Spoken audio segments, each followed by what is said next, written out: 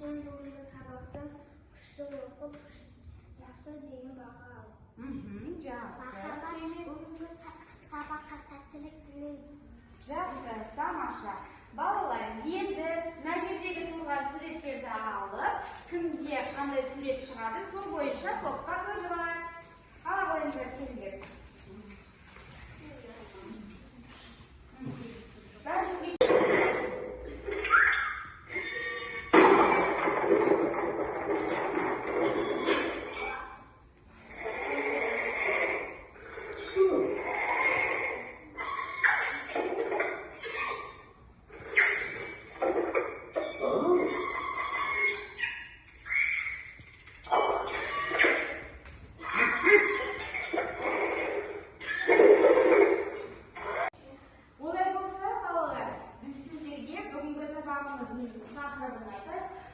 Сабақтың тақырыбы роботқа арналған программа.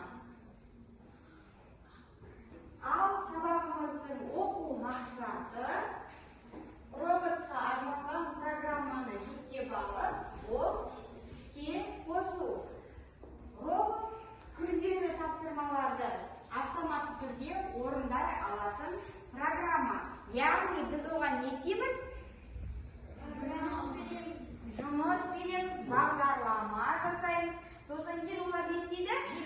Жүреді.